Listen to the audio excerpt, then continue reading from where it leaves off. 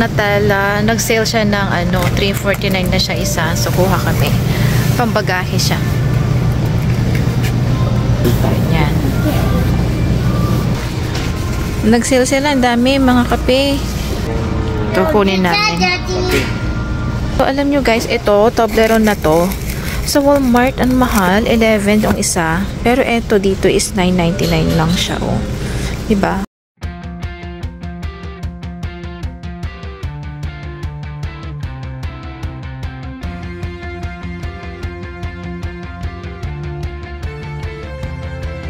So, ayun niya guys, nandito na kami. Katapos lang yung work ng asawa ko, kakalabas lang niya. So, pupunta kami sa grocery. Magtitingin kami ng mga sale ngayon. Tsaka, ano, na pwedeng ipampabox natin ngayon sa Pilipinas. So, yun. Ayan, sinundo namin si Papa bagong labas sa work. Ayan, pasok kami ngayon dito sa Fresh. Let's go get some groceries.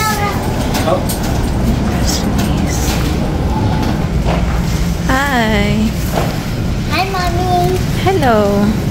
Hi. Hi.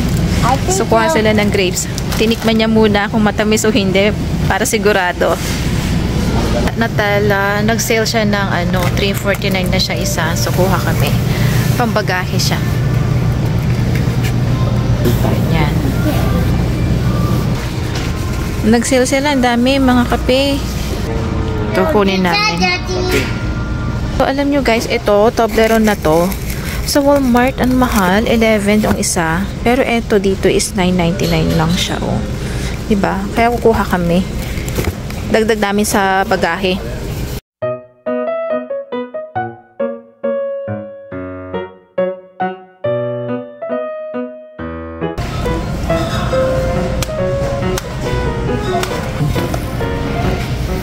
Agad. So, 3.99 purchase. So, kuha din kami ng ganito.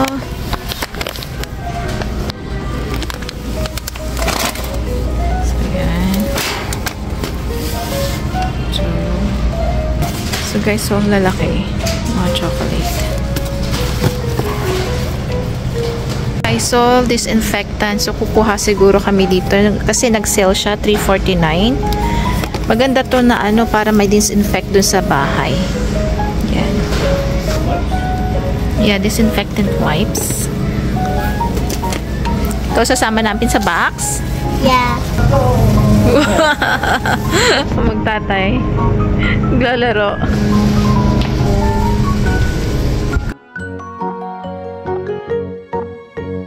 $7.99.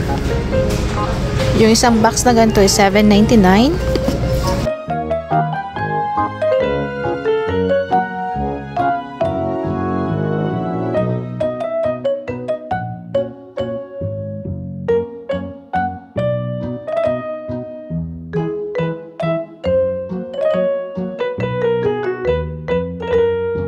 This one is also 14 pieces. Okay. Yeah. Yeah, look at me. Tapos na kami mag-shopping para doon sa iuwi sa Pilipinas. Malungkot daw si Daddy kasi nga naubos na yung kanyang pera. Pambagahe po namin, pang palikbayan box po namin. Ito ng kabuuan ng fresh ko pag sa gabi. Maganda pa rin, no? Liwanag pa rin. So, ayan na nga. Ready na lalarga. Going back home na kami. Tapos na ang aming pamimili. So, ito na. Ito ang daanan namin papunta sa aming sa bahay. Ito yung pinaka-main downtown ng Orangeville. So, yan. Decorations na Christmas. Kasi by next week, Saturday is, by this coming Saturday actually, is Santa Claus parade. So, yan. Kaya nag-prepare na sila para sa parade sa Sabado. Yan. So, yun. Happy ang lahat. So, sana maging okay din at maging masaya ang happy at happy ang kanilang Christmas sa Pilipinas pagka nakuha na nila yung aming bagahe. Actually, yung yung balikbayan boxes is yun. So, yun. At least, diba, happy pa rin kapag kaano. Oh, may constructions pala dito sa side na to. Sidewalk dito. Side road. Yan. Pauwi na po kami, guys. At kukunti pa nga lang yung nagde-decorate ng Christmas tree. Pero mostly sa street namin is nagde-decorate na yung mga bahay doon. Ayan. Hindi pa sila excited sa Christmas.